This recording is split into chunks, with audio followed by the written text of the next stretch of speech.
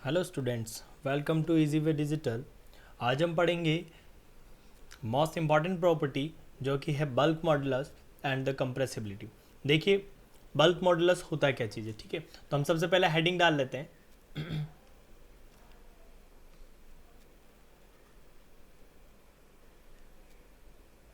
Bulk modulus and compressibility. देखिए, सबसे पहले हम पढ़ेंगे बल्क मॉडुलस, देन उसके बाद में पढ़ेंगे हम कंप्रेसिबिलिटी, ठीक है। बल्क मॉडुलस को पढ़ने से पहले मैं आपको कुछ एक्सप्रेशन के तौर पे समझाना चाहता हूँ। देखिए,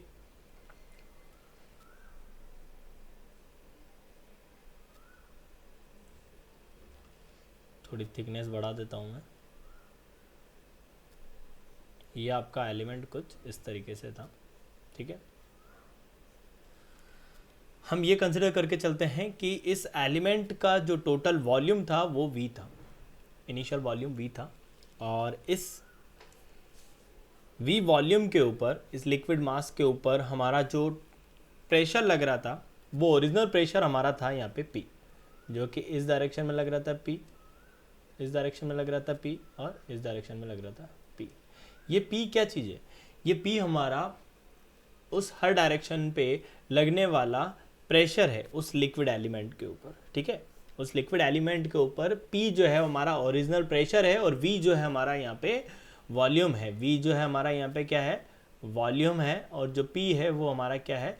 ये प्रेशर है। अच्छा, ये जो कंडीशन है, ये कंडीशन हमारी कौन सी है? ओरिजिनल है। कौन सी कंडीशन है? ओरिजिनल कंडीशन है, ठीक है। स्टार्टिंग में जब हम क्या कर रहे थे, उस लिक्विड मास के ऊपर क्या कर रहे थे?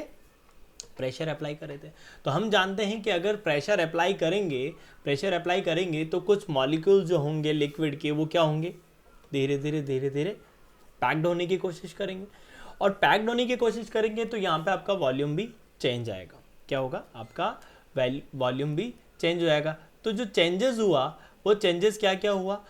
आपका जो वॉल्यूम है वो वॉल्यूम आपका चेंज हुआ dv, ठीक है। वॉल्यूम आपका ऑब्वियसली दिखती बात है कि जब प्रेशर आप सारी डायरेक्शन से आप कंप्रेस करने की कोशिश करोगे तो ये क्या होगा? डिक्रीज होगा वॉल्यूम, ठीक है। तो dv वॉल्यूम आपका क्या हुआ? डिक्रीज हुआ, और चेंज इन प्रेशर कितना हुआ? dp हुआ। कितने भी अमाउंट में हो सकता है, ठीक है। आपने 10 किलो पास्कल अगर लगाया है तो अब आपने 11 लगाया, तो वो 1 जो हो गया वो आपका dp हो गया, चेंज इन प्रेशर हुआ। क्लियर है?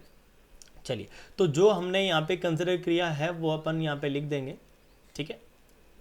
क्या जो आपने कंसिडर करा है? If original pressure if original pressure is P and liquid mass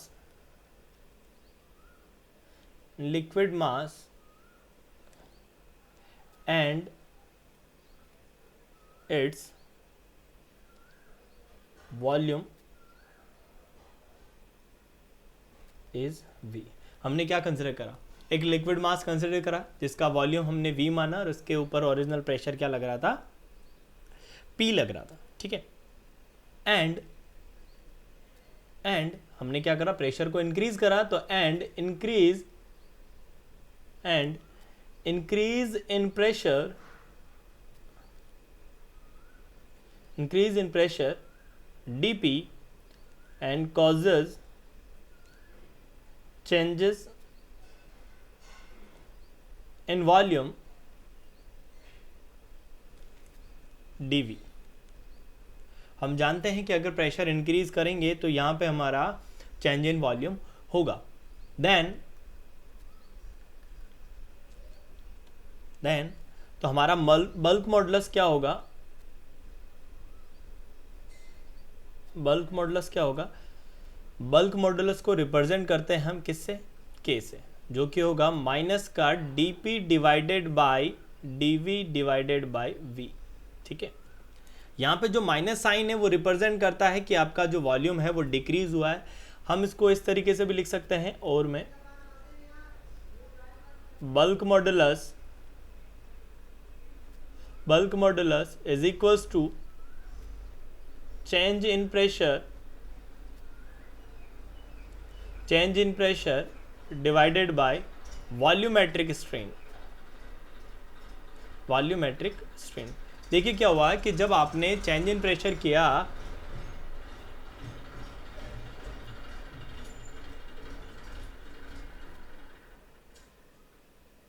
जब आपने चेंज इन प्रेशर किया तो उसकी वजह से वॉल्यूमेट्रिक स्ट्रेन कितना आया। देखिए तो change in pressure divided by volumetric strain जो हुआ वही हमारा क्या कहलाएगा, बल्क मॉडुलस कहलाएगा। ठीक है, तो आप इस एक्सप्रेशन को जो आपने स्ट्रेस की डेफिनेशन पढ़ी होगी स्ट्रेंथ ऑफ मटेरियल के अंदर, उसको एनालिसिस कर सकते हैं। ठीक है, आपने क्या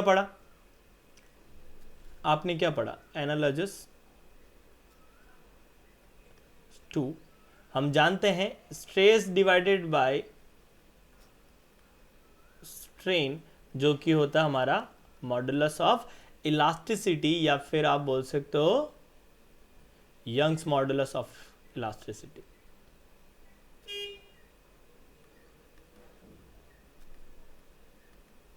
ठीक है, यहां पे देखिए जो K है, ठीक है, इस K की यूनिट क्या होगी। अगर मैं बात करता हूं इसकी SI यूनिट की, SI यूनिट ऑफ K, ठीक है, SI यूनिट ऑफ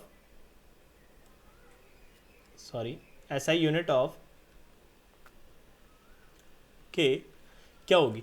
देखिए प्रेशर की यूनिट क्या होगी, हम जानते हैं न्यूटन पर मीटर स्क्वायर की। बात करते हैं वॉल्यूमेट्रिक स्ट्रेन की, तो वॉल्यूमेट्रिक स्ट्रेन क्या है, change in volume divided by original volume. तो वॉल्यूम से वॉल्यूम यानी मीटर क्यूब से मीटर क्यूब कैंसिल आउट हो जाएगा, तो वॉल्यूमेट्रिक स्ट्रेन की कोई यूनिट नहीं होगी, स्ट्रेन आपका यूनिटलेस होता है। तो यहाँ पे जो आपकी प्रेशर की यूनिट होगी वही आपके बल्क मॉडुलस की यूनिट होगी, ये आपको ध्यान रखना है। एक और चीज़ ध्यान में रखनी है कि जितने भी मॉडुलस होते हैं, ठीक है, जितने भी मॉडुलस होते हैं, भले आपके FM में हो भले आपके सॉम में हो, उन सब मॉडुलस की जो यूनिट होगी वो न्यूटन पर मीटर स्क्वायर होगी या फिर न्यूटन पर mm स्क्वायर होगी। क्लियर है। चलिए एक और एक्सप्रेशन मैं करवाता हूँ आपको, ये अच्छे से ध्यान में रखना है। तो K का एक्सप्रेशन एक तो आपको पता चल गया होगा, K is equal to minus का dP divided by dV divided by V, एक ही एक्सप्रेशन था। इस एक्सप्रेशन को आप इस तरीके से भी लिख सकते हैं, pressure dP divided by density की टर्म में d रो डिवाइडेड बाय रो। देखिए किस तरीके से हम जानते हैं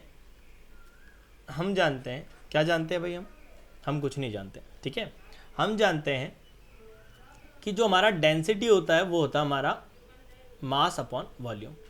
ठीक है,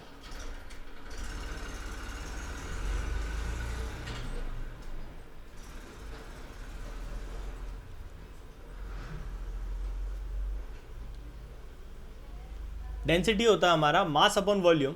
ठीक है, तो हमें पता है कि अगर आप प्रेशर अप्लाई करोगे उस लिक्विड एलिमेंट के ऊपर तो आपका मास कभी चेंज नहीं होने वाला। ठीक है, क्योंकि हम जानते हैं मास कंजर्वेशन लो कि मास को ना तो क्रिएट किया जा सकता है ना ही डिस्ट्रॉय किया जा सकता है। इट मीन्स यहाँ पे है कि आपका डेंसिटी चेंज हो रही है, वॉल्यूम चेंज हो रहा है।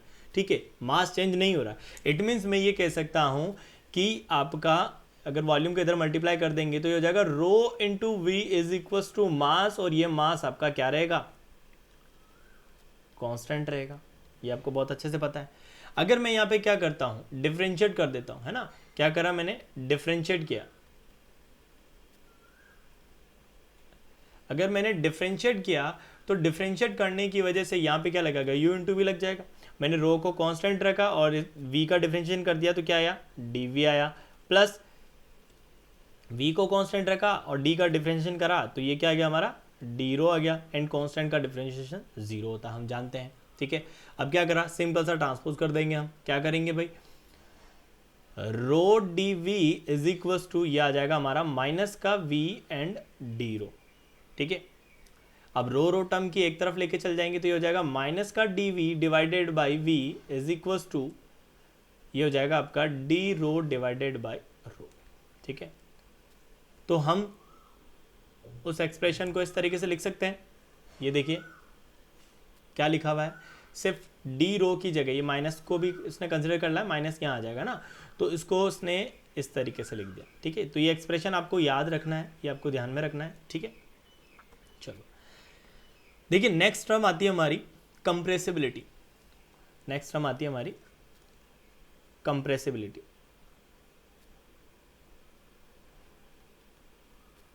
देखिए कंप्रेसिबिलिटी जो है वो बेसिकली डिपेंड करती है आपके बल्क मॉडुलस के ऊपर। ठीक है, अगर बल्क मॉडुलस ज़्यादा हुआ तो कंप्रेसिबिलिटी कम होगी, अगर बल्क मॉडुलस कम हुआ तो कंप्रेसिबिलिटी ज़्यादा होगी। इट मीन्स ये है कि ये उसका रेसिप्रोकल है, ठीक है। तो या फिर आप ये बोल सकते हैं कि कंप्रेसिबिलिटी हमारी इन्वर्सली प्रोपोर्शनल है किसके, बल्क मॉडुलस के। क्लियर है। चलिए, तो हम यहाँ पे इस तरीके से एक्सप्रेस कर सकते हैं, it is defined as that, it is defined as that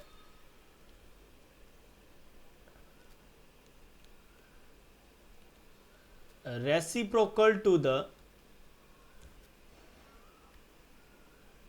bulk modulus, ठीक है, यानी k। तो हम इस तरीके से लिख सकते हैं,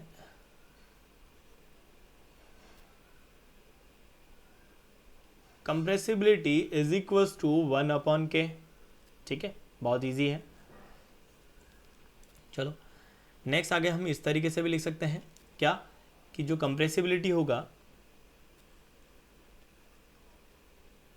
कंप्रेसिबिलिटी जो होगा वो क्या होगा, के हम जानते हैं क्या था, के भाई के था हमारा, के इज इक्वल्स टू, डेंसिटी के टर्म में लिख लो भले, ठीक है, ये था हमारा dp divided by d rho divided by rho, इस तरीके से था, ठीक है। तो इसके नीचे 1, डिनोमिनेटर में 1 रखा, तो यहाँ पे हमारी k की वैल्यू आ जाएगी, k is equals to dp divided by 1 into में rho divided by D rho. अब यहाँ पे हमें 1/k की वैल्यू रखनी है, तो ये हो जाएगा हमारा dp into rho and divided by D rho, कोई दिक्कत। और ये डी रो जो है वो आपका क्या हो जाएगा, ऊपर नंबरेटर के अंदर चल जाएगा। तो आप इसको इस तरीके से लिख सकते हैं, compressibility is equals to D rho divided by D P and 1 में इधर लिख लो आप रो। क्लियर है। तो यहां पे आपने प्रेशर और डेंसिटी की टर्म में यहां पे आपने क्या लिख दिया, कंप्रेसिबिलिटी लिख दिया, ठीक है। अगर मैं आपको कहता हूं, ठीक है, अगर मैं आपको कहता हूं कि कोई भी, अगर आपका कोई फ्लूइड है, अगर उस फ्लूइड की डेंसिटी चेंज नहीं होती है, क्या कहा मैंने, डेंसिटी चेंज नहीं होती है with respect to the pressure, it means ये है कि यहाँ पे आपका dp अपॉन डी रो जो है, या डी रो अपॉन जो dp है वो अगर जीरो हो जाएगा, अगर वो जीरो हो गया तो हमारे फ्लूइड की कंप्रेसिबिलिटी क्या होगी, जीरो होगी। तो कंप्रेसिबिलिटी अगर जीरो है, इट मीन्स वो क्या हुआ, इनकंप्रेसिबल हुआ। तो ऐसे फ्लूइड को ही हम यहाँ पे क्या नाम देते थे, आइडियल फ्लूइड नाम देते थे। मैंने आपको स्टार्टिंग में प्रॉपर्टीज करवाई थी ना, वो प्रॉपर्टीज आपकी यही है। तो हम यहाँ पे लिख देंगे, if density does not change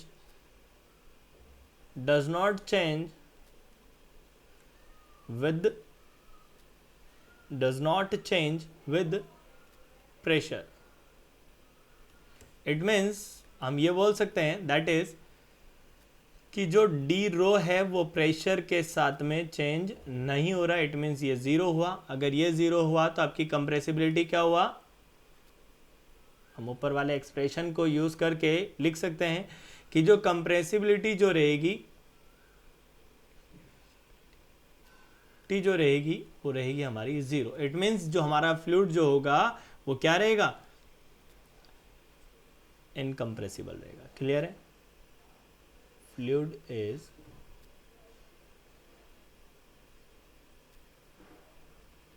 incompressible रहेगा, कोई दिक्कत। चलिए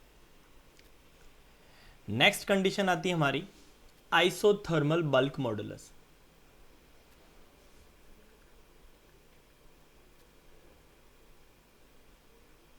आइसोथर्मल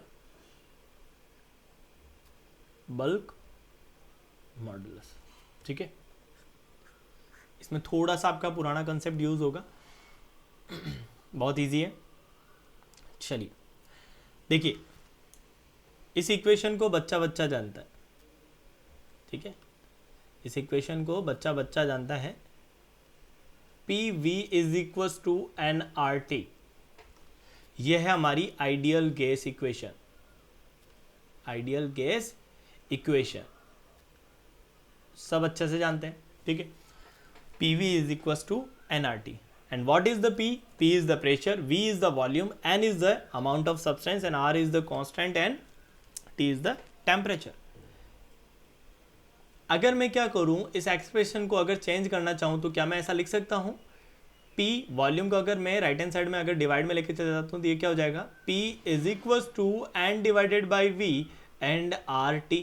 हम जानते हैं अमाउंट यानी मास डिवाइडेड बाय वॉल्यूम, हम जानते हैं क्या लिख सकते हैं इसको, डेंसिटी लिख सकते हैं। इट मीन्स ये है कि P is equal to density RT हो जाएगा ये, ठीक है। कोई दिक्कत नहीं। चलिए अब हम बात करते हैं कि जो हमारा प्रेशर है, ठीक है, अब इस इक्वेशन के लिए मैं बात करता हूं आइसोथर्मल कंडीशन की, है ना। अच्छा, आइसोथर्मल कंडीशन क्या होती है, आइसोथर्मल कंडीशन क्या होती है, आइसोथर्मल कंडीशन वो कंडीशन होती है कि अगर पूरे सिस्टम का अगर टेम्परेचर क्या रहे, कांस्टेंट रहे, अगर पूरे सिस्टम का जो टेम्परेचर है कांस्टेंट रहे, तो ऐसी कंडीशन को अपन क्या बोलते हैं, आइसोथर्मल कंडीशन बोलते हैं। तो मैंने क्या करा, इस इक्वेशन का डिफरेंशिएशन कर दिया, किसके रेस्पेक्ट में, डेंसिटी के रेस्पेक्ट में, ठीक है। तो इस इक्वेशन को नाम दिया फर्स्ट एंड मैंने लिख दिया differentiate with respect to density of equation first, ठीक है। तो सिंपल सा हम क्या लिखेंगे इसको, dp divided by D rho is equal to density का डिफरेंशिएशन 1 हो जाएगा, तो ये बचेगा ओनली यहाँ पे RT, ठीक है। अब बात करते हैं अपन आइसोथर्मल कंडीशन की। तो आइसोथर्मल कंडीशन क्या कहती है कि आपका जो टेम्परेचर रहेगा वो क्या रहेगा, कांस्टेंट रहेगा।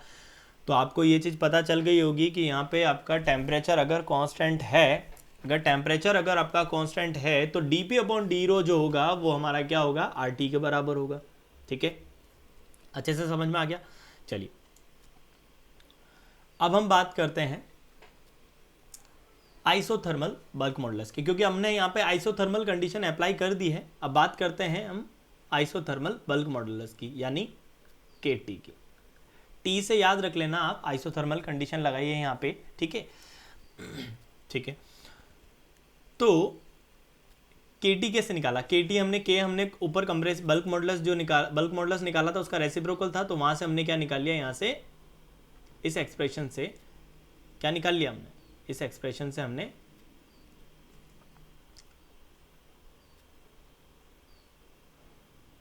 बल्क मॉडुलस निकाल दिया, ठीक है, आइसोथर्मल बल्क मॉडुलस निकाल दिया। KT is equal to rho and DP divided by d rho, ठीक है। बहुत इजी एक्सप्रेशन है, KT की वैल्यू निकाल सकते हैं आप। KT की वैल्यू कैसे निकालेंगे, क्योंकि कंप्रेसिबिलिटी जो था वो आपका था डी रो डिवाइडेड बाई, आपने पढ़ा था कंप्रेसिबिलिटी जो था वो क्या था, वो ये था 1/K, ठीक है। अगर आप इसको K की वैल्यू निकालना चाहेंगे तो आप इसको रेसिप्रोकल कर देंगे, बहुत ईजी है, ठीक है। देखिए dp अपॉन डी रो की वैल्यू हमने निकाली है, dp अपॉन डी रो की वैल्यू क्या निकाली हमने, dp अपॉन डी रो की वैल्यू निकाली है यहाँ पे आइसोथर्मल कंडीशन लगाने के बाद में, उसकी वैल्यू है RT। तो हम यहाँ पे क्या करेंगे, KT इज इक्वल टू ये T जो है आपका सबस्क्रिप्ट में है, ध्यान में रखना। तो KT is equal to rho and dp upon d rho की जगह हम यहाँ पे रख देंगे RT। ये वापस वही इक्वेशन बन गई है जो आपकी ऊपर थी। वो इक्वेशन क्या थी, रो RT किसके इक्वेशन, रो RT किसके बराबर था, प्रेशर के बराबर था। देखो ये रहा इक्वेशन फर्स्ट, है ना। तो हम लिखेंगे फ्रॉम इक्वेशन फर्स्ट, या डायरेक्ट लिख सकते हैं इसको, डायरेक्ट P लिख सकते हैं, यहां लिख देना आप फ्रॉम इक्वेशन फर्स्ट, क्लियर है। तो हम ये बोल सकते हैं कि जो KT जो है आइसोथर्मल बल्क मॉडुलस है वो किसके बराबर होगा, वो आपके प्रेशर के बराबर होगा। बट एक चीज का ध्यान रखना है, ये किसके लिए है, ओनली आइडियल गैस के लिए। किसके लिए है, आइडियल गैस के लिए, ठीक है। तो यहां पर आप इस तरीके से कंडीशन लिख सकते हो, फॉर आइसोथर्मल कंडीशन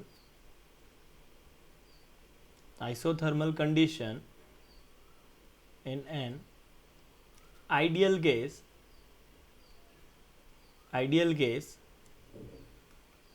उसका आइसोथर्मल बल्क मॉडुलस जो होगा वो क्या होगा आपका, KT is equal to pressure के बराबर होगा।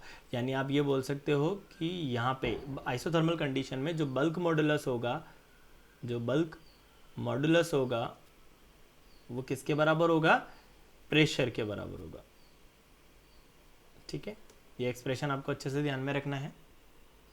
ठीक है, गेट और आईएएस में इसके क्वेश्चंस, एसएससी में बहुत ज़्यादा क्वेश्चंस उठे जाते हैं। ठीक है, बाकी आपके ये बीटेक वगैरह जो एकेडमिक इंजीनियरिंग एकेडमिक के लिए बहुत कम उठते हैं इसमें से क्वेश्चंस। ठीक है, चलिए नेक्स्ट टॉपिक आता हमारा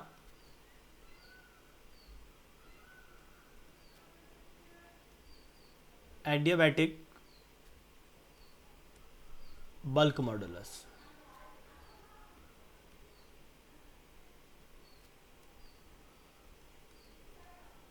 के ठीक है, देखिए एडियाबैटिक कंडीशन क्या होती है। एडियाबैटिक कंडीशन ये होती है कि जो टोटल सिस्टम का जो हीट रहेगा वो कांस्टेंट रहेगा, मतलब कि वो कहीं दूसरे सिस्टम से कहीं से भी हीट नहीं लेगा। ठीक है, तो एडियाबैटिक कंडीशन लिख लीजिए सबसे पहले आप।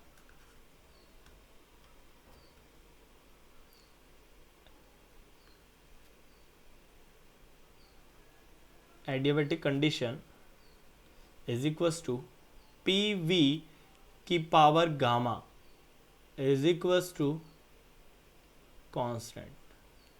ठीक है, ये आपको ध्यान में रखना है। ठीक है, अब यहाँ पे गामा क्या चीज़ है ये भी आपको पता होना चाहिए।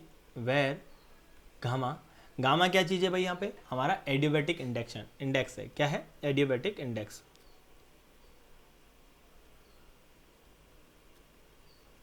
इसकी वैल्यू क्या होगी, gamma is equals to CP divided by CV. हाँ, CP divided by CV. CP क्या चीज़ है भाई, सीपी और सीवी एक स्पेसिफिक हीट है कांस्टेंट प्रेशर पे और कांस्टेंट वॉल्यूम पे। ठीक है, सीपी क्या चीज़ है, एक स्पेसिफिक हीट है, स्पेसिफिक हीट है एट कांस्टेंट प्रेशर, और जो आपका सीवी है वो है आपका specific heat at constant volume. ठीक है, यानी सीपी और सीवी ये एक स्पेसिफिक हीट है एट कांस्टेंट प्रेशर और कांस्टेंट वॉल्यूम। ठीक है, तो गामा आपका क्या है, किसका रेशियो है, specific heat at constant pressure और specific heat at constant volume. इन दोनों के रेशियो को अपन ने क्या नाम दिया है, गामा दिया है। ठीक है, चलिए अगर मैं बात करता हूं कि पी वी की पावर जो गामा है इज इक्वल्स टू कांस्टेंट है, ये हमारी एडियाबैटिक कंडीशन थी। अगर मैं बात करता हूं डेंसिटी की डेफिनेशन से, डेंसिटी इज इक्वल्स टू होता है मास अपॉन वॉल्यूम। तो क्या मैं यहाँ पे वॉल्यूम की वैल्यू निकाल सकता हूँ, जी हाँ निकाल सकते हैं। कैसे निकालेंगे, volume is equals to mass divided by density हो जाएगा। तो ये वाली वैल्यू यहाँ पे सब्स्टिट्यूट करेंगे तो क्या होगा, पी ये हो जाएगा आपका मास डिवाइडेड बाय डेंसिटी की power gamma is equals to constant. Clear है, ये चीज क्लियर है। ठीक है, देखो बाकी हम ये चीज जानते हैं कि हमारा जो मास जो रहता है वो कांस्टेंट रहता है। ठीक है, अगर मास कांस्टेंट रहता है तो इट मीन्स में पी की पावर P इंटू एम की power gamma divided by rho की power gamma is equal to constant लिख सकता हूं। अगर मैं m की पावर गामा को अगर राइट हैंड साइड में डिवाइड में फेंकूंगा तब भी कांस्टेंट ही आएगा, क्योंकि वो एक कांस्टेंट वैल्यू है। ठीक है, तो यहाँ पे बचेगा क्या आपका, P डिवाइडेड बाई रो की power gamma is equal to constant. ऐसा क्यों करा है, यहां पे लिख देता हूं मैं, बिकॉज m इज कांस्टेंट। ठीक है, m इज कांस्टेंट। ठीक है, अच्छा कांस्टेंट को हम यहां से c से रिप्रेजेंट कर रहे हैं, कांस्टेंट को हम यहां से c से रिप्रेजेंट कर रहे हैं। इट मीन्स ये है कि p is equals to c into P की पावर सॉरी रो की पावर गामा हो जाएगा, ये रो की पावर गामा हो जाएगा। ठीक है, ये एक्सप्रेशन आपको ध्यान में रखना है अच्छे से। बाकी आपका आगे का एक्सप्रेशन बहुत इजी है, पुराना कंसेप्ट ही यूज़ होगा।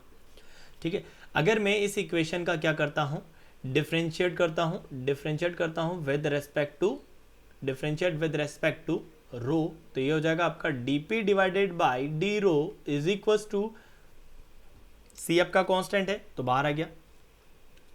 अब डेंसिटी का डिफरेंशिएशन करना है, तो डिफरेंशिएशन कैसे करते हैं? डिफरेंशिएशन में करते हैं हम कि जैसे अगर x की पावर n है, इसका डिफरेंशिएशन करना है तो डिफरेंशिएशन करेंगे x के रेस्पेक्ट में, तो पहले पावर आगे आएगी तो n x की पावर n-1, पहले पावर आगे आती है देन पावर एक -1 हो जाती है। तो इट मीन्स मैं यहाँ पे भी ऐसे ही करूँगा कि गामा पहले आगे आ जाएगा n2 में, फिर क्या होगा डेंसिटी एंड गामा -1, ठीक है, क्योंकि गामा भी तो एक कोई कांस्टेंट वैल्यू होगी ना कुछ वैल्यू होगा, ठीक है, तो उसमें से -1 हो जाएगा। ये चीज़ क्लियर है? चलिए नेक्स्ट अब हम जानते हैं बल्क मॉडुलस की डेफिनेशन से। बल्क मॉडुलस की डेफिनेशन होती है rho and DP divided by d rho, ठीक है, and DP divided by d rho की डेफिनेशन यहाँ पे वैल्यू पुट कर देंगे ऊपर वाली एडियाबैटिक कंडीशन की। क्या पुट करेंगे? ये हो जाएगा हमारा gamma, sorry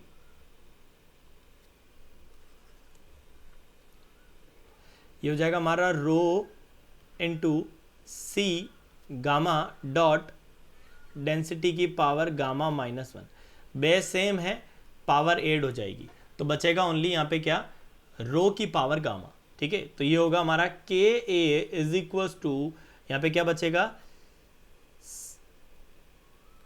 C gamma and रो की पावर गामा, सिर्फ ये बचेगा, ठीक है। जी हाँ यही बचेगा।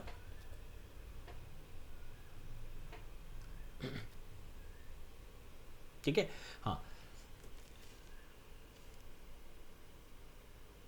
नेक्स्ट देखिए हमने एक इक्वेशन प्रूफ करी थी जो कि प्रेशर के बराबर आई थी, ठीक है, एडियाबैटिक कंडीशन लगाने के बाद में तो क्या आया, P is equal to C dot rho की पावर गामा, तो हम इसको क्या लिख सकते हैं, प्रेशर लिख सकते हैं, ठीक है।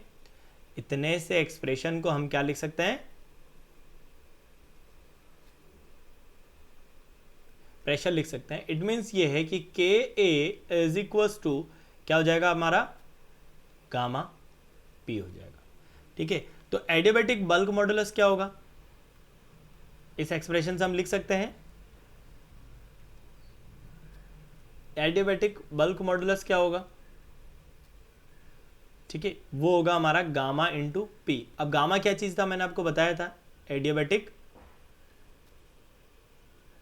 इंडेक्स इंटू यहां पे क्या आपका पी प्रेशर है, क्लियर है। तो एक चीज आपको अच्छे से ध्यान में रखनी है, ठीक है, हाँ एक नोट बना के लिख लीजिए,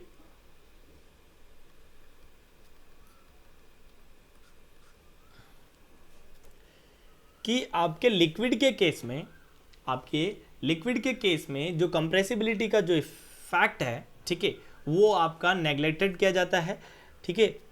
और लेकिन जब मैं बात करूंगा आगे जब फिनोमेनन की, ठीक है, जब जहाँ पे हमारा फ्लूइड मैकेनिक्स के अंदर वाटर हैमर कंडीशन आएगी, ठीक है, तो वहाँ पे अपन क्या करेंगे, कंप्रेसिबिलिटी के इफेक्ट को कंसिडर करेंगे, ठीक है। तो यहाँ पे लिख लेना आप ये पॉइंट बना के, in case of liquid effect of compressibility is neglected.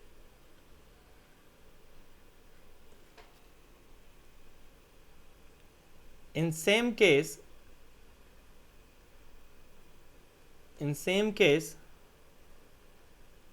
like water hammer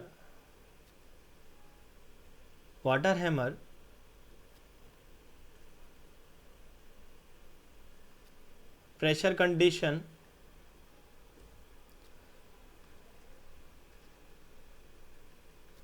compressibility can be taken into account,